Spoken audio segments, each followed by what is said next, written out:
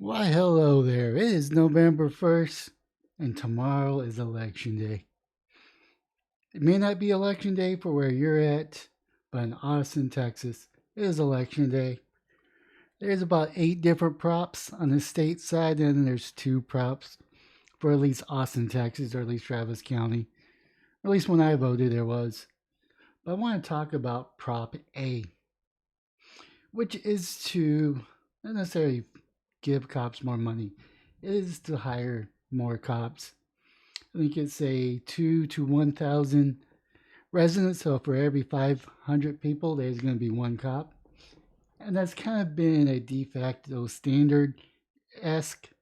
I mean, it kind of fluctuates between 2 to all the way up to 4 to 5. I think New York City and Chicago has more per capita. I think Denver is right around 2. Denver, Colorado. But I'm not 100% sure on that.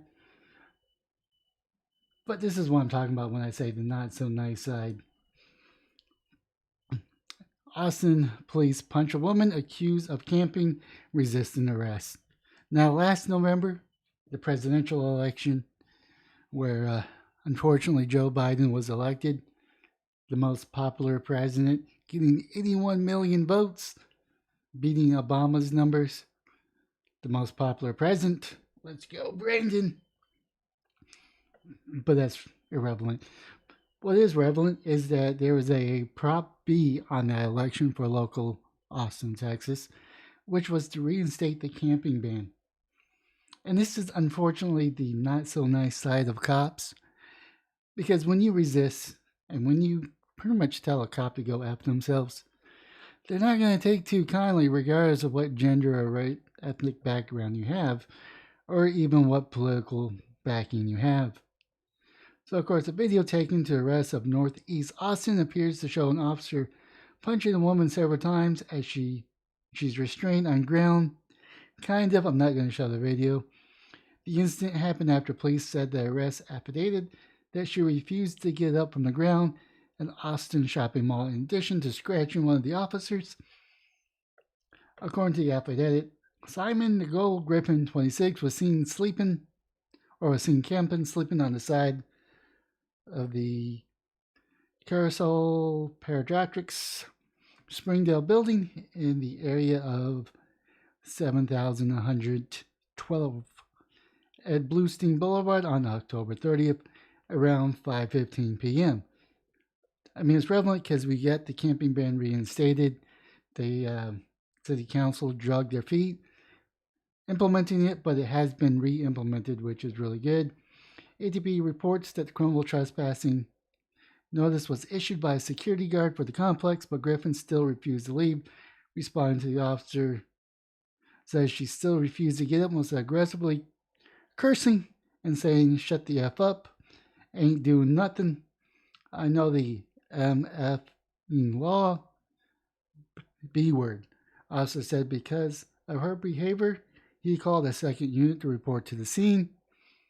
The officer said that he indicated that Griffin, that she was under arrest, and he pretty much said, "No, I'm not. I don't have to get up for you. You're not the law. B." I think we all know what B stands for. It stands for beautiful. Is that what the last B stands for? ACAB? All cops are beautiful. All cops are best. No, that's not what it means. In addition, help arrived. Officer said that another officer tried to get Griffin up on the ground that she went. The officer said at that point they were trying to place handcuffs while her, and she was on the ground. She was pulling her hands away, then hit and scratched his face. At the point of video, when the officers can be seen punching Griffin at least 5 times in the upper body. Affidavit claims officers ultimately had to use force to upper hand her, even though Nicole was already knows that she was under arrest. I'm not saying that Prop A, you should vote no for Prop A because some homeless person resists the arrest. And what you're seeing from the officer trying to detain her, trying to get her up, is not an excuse not to vote no. So what exactly is Prop A? According to the Austin American Spaceman, the Statesman, You'd be hard to press to find any Austinite who hasn't heard of Proposition A by now, whether it's due to news articles or aggressive campaigning from either side. But what exactly is on Prop A? Here's everything you need to know. Just vote yes for it. Nope, nope. I mean, I'm in favor of Prop A. I really am, because we definitely need cops now. Do I think that cops should get blind trust? Absolutely not.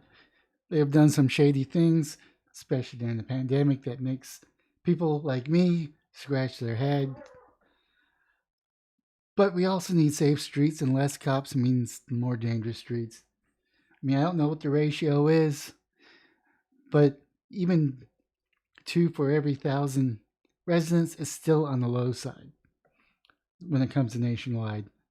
When Austin voters fill out their ballot, they'll see under Prop A, shall petition ordinance be approved to enhance public safety and police oversight, transparency, and accountability by adding a new chapter 2-16 to establish a minimum standards for the police departments to ensure effective public safety and protect residents and visitors to Austin by prescribing the minimum requirements for achieving the same, and the estimated that will cost $271.5 million to 598.8 million over the 5 years.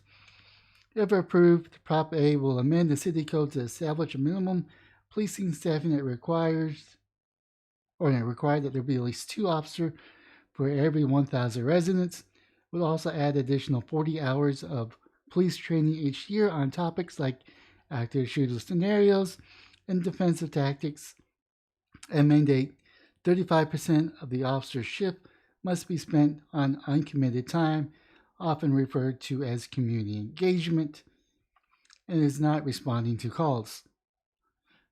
Now, this is means like probably going to academy, because I went to academy over the weekend. I saw a lovely officer. She was handing out candy to kids. You know, that type of community policing that we need. Although I don't know if that was Cedar Park or Austin. But either way, there was an officer there engaging within the community, building trust. I don't know how much trust you could build in an academy, because it's a certain clientele that goes there. I mean, they're definitely selling guns and fishing equipment, but you also have sports equipment there. The full ordinance can be read online or on the City of Austin's website. And of course, it kind of goes to how much it costs. It goes to who's behind it. But this is what we get right now. This is happening. Arson investigators are responding to a fire started outside of Central Austin Synagogue. The attacks on the Jews will continue, in my opinion, if there's less cops. I don't know what it is about the Jewish faith, but a lot of people love to hate them. Even if they're doing nothing, people just love to hate on them. And people love to defend them. I don't know. I know it's a touchy subject. I think everyone should be treated fairly and equally under the law. Arson investigators are responding at the fire that started on the grounds outside the synagogue Sunday night. By the way, this was updated November 1st, first posted October 1st. So this happened yesterday night. Like I said, I'm giving you the ugly of what cops are capable of, and I'm showing you the consequences of not having proper staffing. This could have been prevented by having more cops on patrol. Like I said, for whatever reason, people love to hate on the Jewish faith and the people that follow it. I don't know it. Don't know why, but it's just it is. Firefighters responded to Congressional Beth Israel, located on 3901 Shoal Creek Boulevard, which is just north of 38th Street and east of Mopac, around 9 p.m. Shows it right here, the map. And it's kind of central-esque, north-esque Austin. I'd probably say it's probably the north end of central Austin. Investigators from Austin Fire Department will work to determine the cause. According to Austin Fire Department, there was no damage inside of the synagogue. And the Austin Fire Department spokesman said that this photo shared on Twitter shows the extent of the damage caused by the fire, which isn't much, I guess, other than smoke damage on the outside. I don't know. I don't see the outside, but they're highlighting the outside. It's just smoke damage or about 50 years of not washing the side. I mean, this is clearly smoke damage right here. That's carbon right there. Carbon dust. An officer with the Austin Police Department who was on scene at last checked as the Austin Fire Department was investigating. The fire comes on the heels of the week of since anti-Semitic banners were first seen on display on Mopec overpass north where the fire started Sunday night. Like I said, I don't get the hate. I thought we fought a war to end the hate of the Jewish faith and the people that want to believe in the Jewish faith. Local nonprofit Shalom Austin sent a letter to the community that night saying that the leaders were in touch with the Austin Police Chief Joseph Chakron about the incident. City's leader spoke against the banners display on Sunday and then again on Tuesday when they were displayed at the same location. The events led Austin City Council member Allison Alter, who voted to defund the police. She was one of the original people who defunded the police. I just want that to be in. She